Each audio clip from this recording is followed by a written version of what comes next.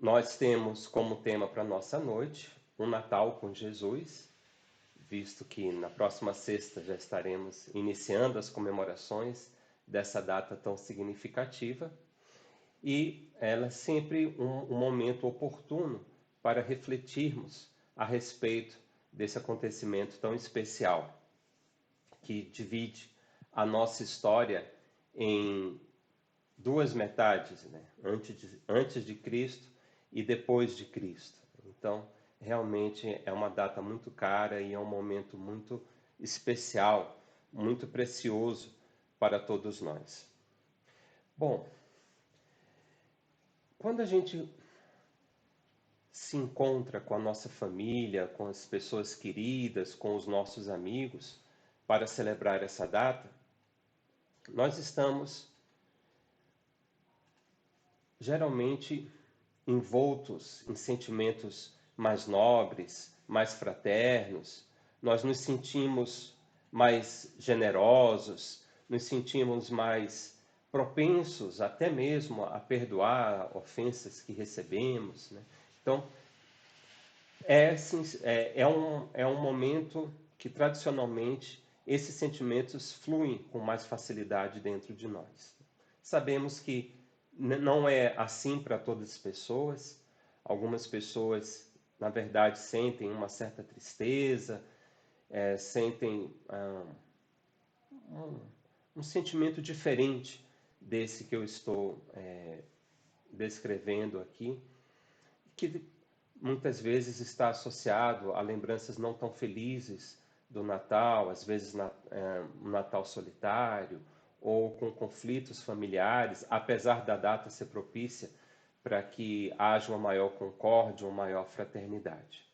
Mas, tirando essas questões que fazem parte da nossa vivência na sociedade, no seio da nossa família, é fundamental nós mergulharmos um pouco mais aprofundadamente para irmos além do que é o simbolismo social dessa data.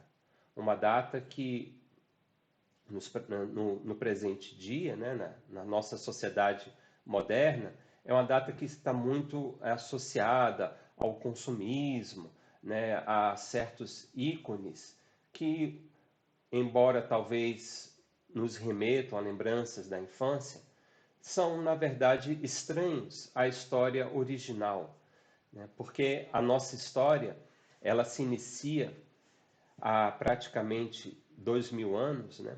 Um pouco mais, um pouco menos, a depender aí de como a gente considere a história, né?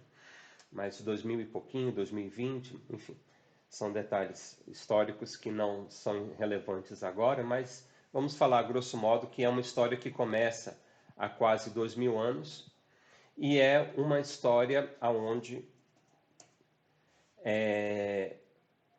nós temos um conjunto de situações que foram propiciadoras ao seu surgimento.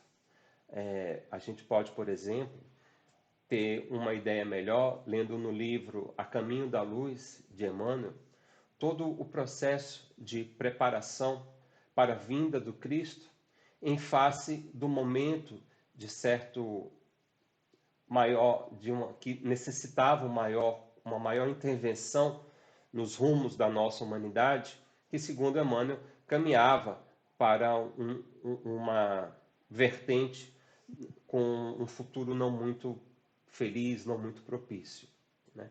Então, toda uma preparação foi feita para que Jesus, em pessoa, viesse, né, com corpo de carne, transmitir a sua mensagem de renovação para a nossa humanidade, né?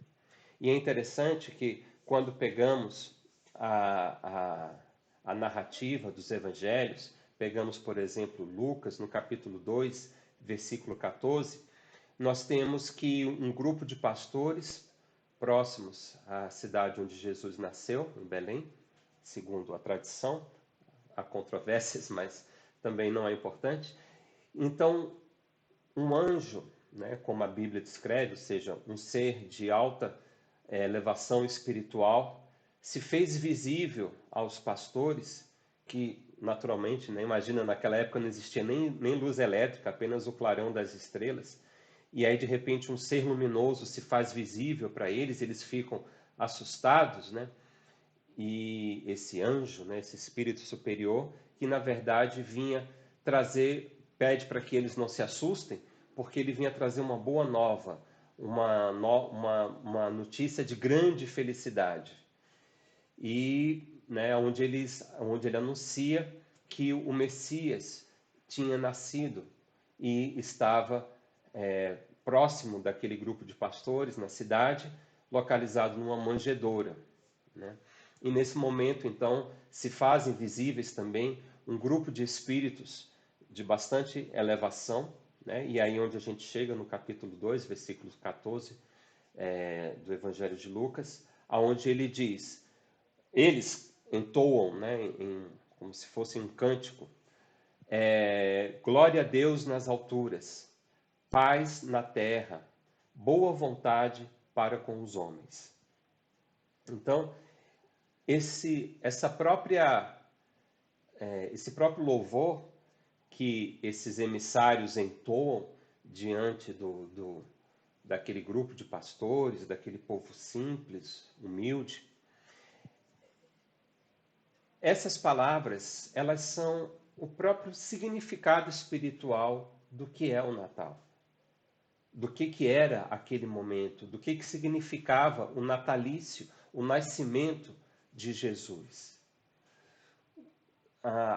Os céus, né, o mundo espiritual estava em glória, em louvor a Deus por esse momento tão especial que estava acontecendo. Ou seja, o governador espiritual do nosso planeta assumia um corpo físico para ele mesmo levar a sua boa nova, levar uma diretriz espiritual de procedimentos, de conduta moral extraordinária que iria marcar inesquecivelmente o próprio curso da história da humanidade. Então, um evento de tal proporção era algo que enchia os céus, os planos espirituais superiores, de louvores a Deus, de glórias a Deus, porque finalmente esse momento tinha chegado para a nossa humanidade. E com a mensagem do Cristo, haveria, portanto, maiores possibilidades de haver paz na Terra.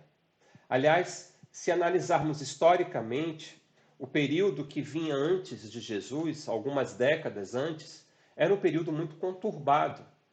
E, coincidentemente, na verdade não, quando Jesus, poucos anos antes de Jesus reencarnar, é que começa então a se concretizar uma paz que há muito tempo o reino de Roma, o Império Romano, não vivenciava, né, nos seus territórios ocupados, na sua própria capital, uma relativa paz que contrastava com as últimas décadas recentes. Então era justamente essa missão do Cristo já trazia frutos concretos, como a paz transitória naquele período e as sementes para uma paz duradoura no futuro. E, obviamente, essa mensagem, essa boa nova, essa paz, essa glória, ela estava com maiores chances de sucesso, de germinar com maiores chances de sucesso no coração daqueles homens que se mostravam com maior boa vontade. Porque boa vontade era o único e principal requisito para receber o Evangelho de Jesus. Não era necessário nenhum saber filosófico, não era necessário nenhum conhecimento científico ou místico aprofundado, simplesmente o que Jesus pedia para receber o seu Evangelho, a sua boa nova, era justamente que quem o escutasse com boa vontade. E aqui a gente vê um ponto interessante nesse slide que eu deixei até agora aqui, que é a singeleza da manjedoura, a singeleza do local escolhido por Cristo para nascer. Porque é uma lição tão forte que ecoa nos nossos corações ainda hoje. Porque nós mesmos, cada um de nós, ainda comete o equívoco de buscar as maiores posições, de buscar glórias, de buscar destaque na vida social. E quanto maior é a nossa posição social ou dentro do ambiente de trabalho, parece que cresce em nós essa necessidade de exigir um maior destaque. Mas vejam, o governador espiritual do nosso planeta escolhe justamente uma simples manjedoura, um estábulo, um lugar, provavelmente o lugar mais humilde que poderia haver naquele momento, foi o lugar escolhido por Jesus para coroar o seu nascimento. Então, só essa lição já fala muito quando nós paramos, nos detemos um pouco mais na sua análise, porque ali nós temos o ponto inicial da lição salvadora do Cristo. É uma forma que Jesus escolheu de, com seu próprio testemunho, dizer que a humildade representa a chave de todas as virtudes. Por isso, ele mesmo não escolheu nascer num palácio, não escolheu nascer numa família de grande destaque, influência política, social, não. Ele escolheu um carpinteiro, uma mulher simples e um local humilde para iniciar a sua jornada entre nós. Ou seja, humildade será, nesse momento, a lição inicial e primordial do Evangelho de Jesus. E esse é um dos pontos fundamentais que diferencia Jesus de todos os missionários que ele enviou antes e depois para guiar espiritualmente, moralmente, a nossa humanidade. Tivemos figuras ilustres de profundo saber, mas nenhum deles foi capaz, teve a grandiosidade moral de testemunhar, de exemplificar na sua própria carne cada um dos seus ensinamentos. Porque ensinar, revelar a verdade é algo, sem sombra de dúvida, enobrecedor, você despertar consciências. Mas você ensinar através do seu próprio exemplo, isso é arrebatador. Foi isso que marcou tão profundamente a nossa humanidade. Esse poder que Jesus tinha de ensinar não só pelos seus discursos, pelas suas palavras, mas pela sua ação, pela sua conduta, pelo seu testemunho em todos os momentos de sua vida. E esse é, sem sombra de dúvidas, o ponto principal que deveríamos nos concentrar na celebração do Natal. Além de atender às necessidades sociais, familiares, que são esperadas para esse momento, é muito importante que nós meditemos no que o nascimento de Jesus representou para a humanidade e principalmente no que ele representa para nós. Porque o Evangelho de Jesus, a sua boa nova, não é apenas um conjunto de preceitos, de normas de conduta, de apontamentos morais que nós devemos admirar e talvez falar para alguém quando o momento for oportuno. Não. O Evangelho de Jesus, a sua boa nova, que ele fez questão de trazer pessoalmente, ele mesmo, nos transmitir essa boa nova, para que seja o roteiro individual da nossa transformação espiritual, da nossa redenção, da nossa ascensão como espíritos perfectíveis que somos. Inclusive, isso é muito bem abordado no Evangelho segundo o Espiritismo, aonde Kardec faz uma indagação que é bastante oportuna para o momento que estamos celebrando, comemorando, relembrando agora. Vamos dar uma olhadinha.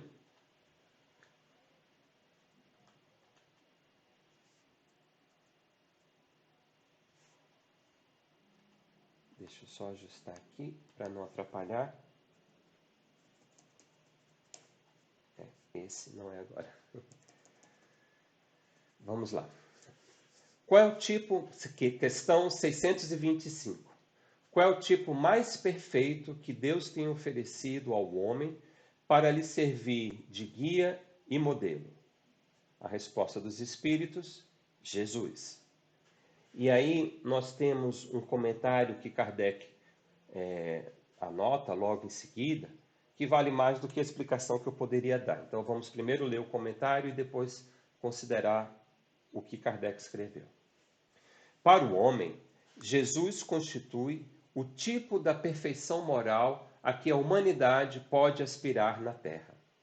Deus nos oferece como o mais perfeito modelo e a doutrina que ensinou é a expressão mais pura da lei do Senhor, porque, sendo ele o mais puro de quantos têm aparecido na terra, o Espírito Divino o animava. Então, essa é a questão. Acho que eu vou tirar, que ainda vou comentar um pouquinho. Né? Ou seja, é justamente isso que a gente estava comentando. Né? A boa nova que Jesus traz, o seu evangelho, ele não só é fundamental pela mensagem em si, mas porque Jesus é ele próprio o modelo. Porque vejam, muitas vezes a gente ouve ensinamentos, máximas que a gente acha muito bonito, mas fala, tá, isso é muito belo no mundo teórico, mas na prática ninguém consegue fazer isso. Então, nesse sentido que Jesus é justamente esse modelo, esse guia que Kardec pergunta, né? E que depois ele mesmo comenta, né? Então, ele é o tipo de perfeição moral que nós, eu, você, que todos nós podemos sonhar em conquistar enquanto espíritos encarnados nesse planeta de provas e expiações.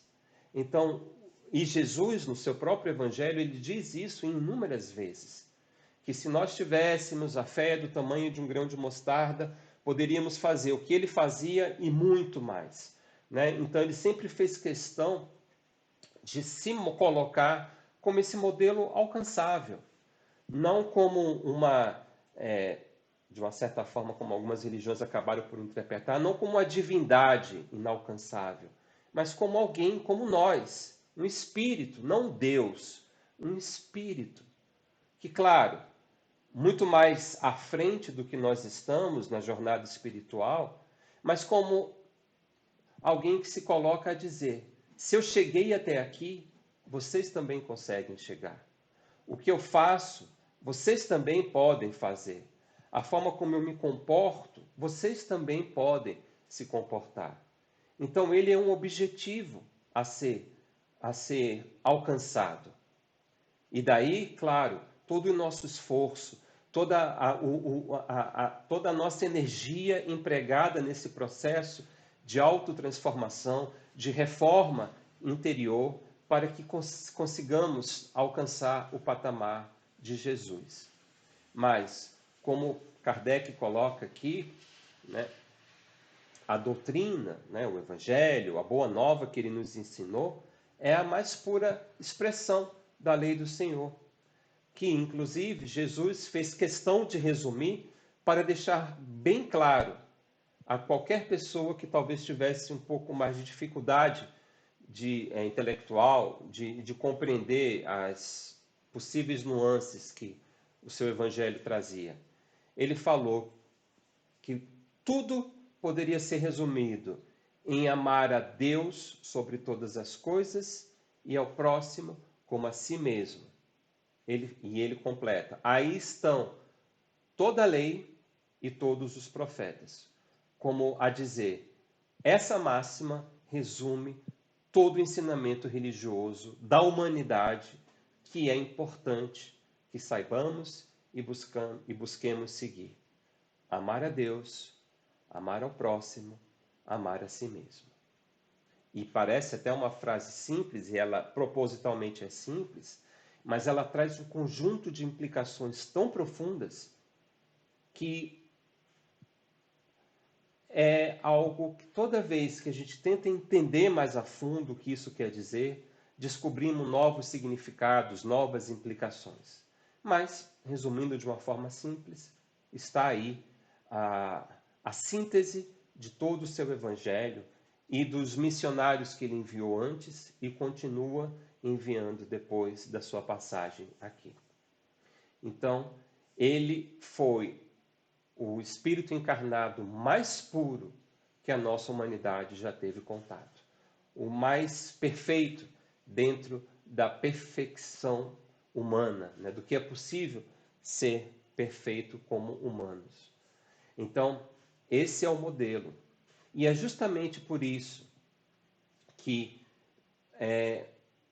em todos os momentos de nossa vida, nos momentos de dificuldade, quando somos desafiados diante do sofrimento, da decepção, da traição, mas também nos momentos de júbilo, de satisfação, de contentamento, lembremos sempre do convite que Jesus nos fez há 2000 anos e continua desde então nos fazendo diariamente. Um convite belíssimo que diz: vinde a mim todos os cansados e sobrecarregados, e eu vos darei descanso. Tomai sobre vós o meu jugo, e aprendei de mim, porque sou manso e humilde de coração. E encontrarei descanso para as vossas almas, pois o meu jugo é suave e o meu fardo é leve. Então aqui nós temos essa expressão que ela é, inclusive, como sempre, mais profunda do que nós imaginamos. Porque geralmente nós buscamos a espiritualidade nos momentos difíceis, né? E aí é onde ele aproveita, digamos, a deixa, né, de estarmos com o coração menos endurecido, de estarmos com as nossas defesas do ego e do orgulho mais fragilizadas, para buscar nos alcançar. E então o convite encontra maior ressonância em nós nesses momentos, quando estamos cansados, quando estamos sobrecarregados, quando sentimos o peso do mundo a superar as forças e a nossa capacidade de resistência e de perseverança, né? E então ele diz: me busquem, porque eu vos darei o descanso. E ele segue nesse convite, que nós aceitemos o seu jugo, que nós aceitemos a sua direção, que nós deixemos que ele nos conduza nesse caminho, porque assim poderemos aprender com ele, porque ele é manso, ele é humilde, manso de coração, humilde de coração. Então, não seremos criticados, não seremos julgados, não seremos destruídos pelos nossos erros, pelos nossos equívocos, pelas nossas falhas, que ainda, pelas asperezas que ainda trazemos em nossa alma. Não, nós seremos por Jesus acolhidos e vamos com ele aprendendo também a acolher os nossos irmãos, que também, como nós, encontram-se cansados, encontram-se sobrecarregados e poderiam em nós encontrar o descanso, né, esse acolhimento através da mansuetude e da humildade. Porque nesse cenário teremos então o descanso para nossas almas. E aí ele completa que nós veremos que o jugo, essa direção, essa condução que Jesus toca nas nossas vidas é suave. Não seremos obrigados a termos o nosso livre-arbítrio violado ou as nossas aspirações aniquiladas. Jesus é o doce amigo, sempre sugerindo, sempre nos mostrando o que seria melhor para nós, mas deixando o mérito da escolha e do esforço para nós. Mas uma vez que aceitemos o seu jugo, que aceitemos as suas sugestões para conduzir a nossa vida, que passemos a pautar as nossas ações inspiradas no Evangelho, buscando verdadeiramente nos superar para nos aproximarmos do Mestre, perceberemos que o fardo que ele nos oferece, o fardo do mundo, dessa existência carnal, vai se tornando cada vez mais leve. Porque vamos naturalmente nos afastando de tudo aquilo que causa o nosso sofrimento, das ações que comprometem o nosso futuro espiritual. O jugo de Jesus é o jugo da libertação, da redenção de cada um de nós. Por isso esse convite é tão valioso, por isso ele é o modelo da nossa humanidade, porque ele é o nosso guia. Se nós nos inspirarmos na sua mensagem, se nós buscarmos pautar as nossas ações pela boa nova do Cristo, por mais que estejamos ainda muito distantes de conseguir verdadeiramente viver o Evangelho de Jesus em sua plenitude, mas o simples esforço de tentar se superar já é uma grande conquista dentro de nós. As primeiras vezes iremos falhar no perdão, iremos falhar na capacidade de não julgar, iremos falhar na capacidade de sermos caridosos com aqueles que nos buscam. As primeiras tentativas nunca terão grande proveito, mas ao insistirmos nesse caminhar, vamos percebendo pequenas vitórias. Já não perderemos a paciência tão facilmente com aquele parente difícil, com aquele colega de trabalho complicado. Perceberemos que, aos poucos, vamos conseguindo atenuar as mágoas que trazemos de uma ofensa recebida no passado. Já começa, nesse campo, a raiar o dia em que conseguiremos finalmente perdoar aquele acontecimento. Vamos nos percebendo cada dia mais benevolentes com o próximo, capazes de desculpar as pequenas falhas, capazes de termos uma palavra mais doce ou mais acolhedora àqueles que nos buscam. Enfim, vamos percebendo, se nos esforçarmos a seguir essa jornada, vamos percebendo que cada dia pequenas vitórias vão acontecendo. E ao longo de meses e de anos, quando olharmos para trás, vamos ter a grata satisfação de constatar que já caminhamos vários passos nessa jornada e estamos um pouco mais próximos do Cristo, portanto, mais próximos do nosso Pai Celeste. Então, esse é o roteiro que Jesus traça para nós e que nos convida suavemente, mansamente a seguir. Um roteiro de autossuperação, de transformação pelo amor, pela humildade, para o bem. Então, essa é a proposta do Natal. Quando nós temos a oportunidade de refletir sobre o início de toda essa jornada que transformou a humanidade.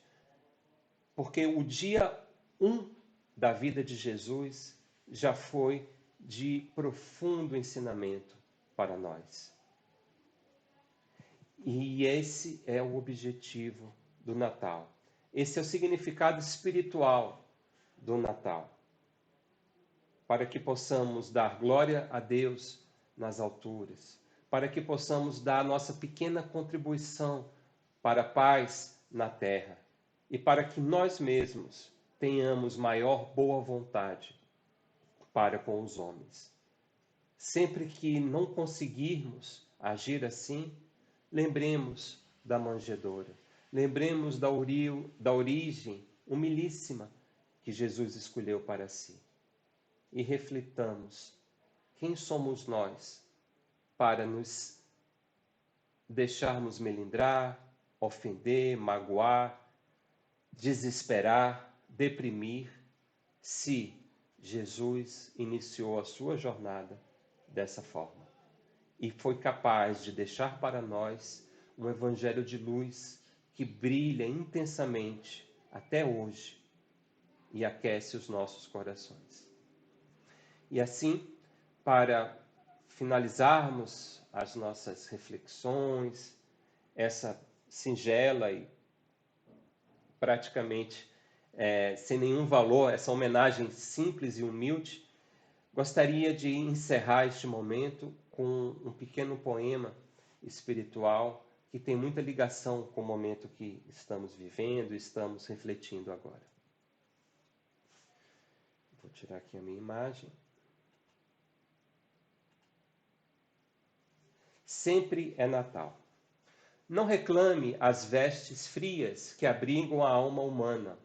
Aparta-te do orgulho que enclausura e profana. Renuncia às paixões que denuncia a ânima doente e afugenta de teu peito o egoísmo excludente. Dai abrigo à luz divina que repousa em tua espádua, frente à dor resigna-te e engrandece a caminhada. Segue firme nos exemplos de Jesus, que na lida deste ciclo que se finda amorável, nos envolve em sua luz. Que sejamos as espadas da esperança, que desponta de amorável manancial, pois que nossa essência é divina, bem sabemos, então amemos, porque sempre é Natal. Então, esse belo poema do espírito Laerte, psicografia de Vilton Olivet, é a nossa conclusão para essas reflexões e esse convite que o poema traz, de que mantenhamos em nossos corações esses sentimentos mais sublimes que o Natal consegue despertar em nós, para que sempre seja em nossas vidas uma oportunidade de homenagearmos o natalício de Jesus. Que o homenageemos com os nossos atos, com as nossas ações regeneradoras de nós próprios. E claro, que possamos, inspirados em Jesus, espalhar quanto for possível ao nosso derredor o seu evangelho, a sua boa nova, a sua benevolência. Então, queridos amigos, queridos irmãos, agradeçamos a Jesus essa oportunidade doce e maravilhosa que Ele deu à nossa humanidade, de termos na sua figura encarnada o exemplo sublime do guia e modelo da nossa humanidade. E roguemos ao nosso Mestre querido que fortaleça em nós essa vontade de nos tornarmos cada vez mais próximos dele, aprendendo com ele a sermos mansos, a sermos humildes e a testemunharmos o seu evangelho em nossa vida. Então, essas foram as nossas reflexões e agradeço muito a oportunidade de compartilhá-la com vocês.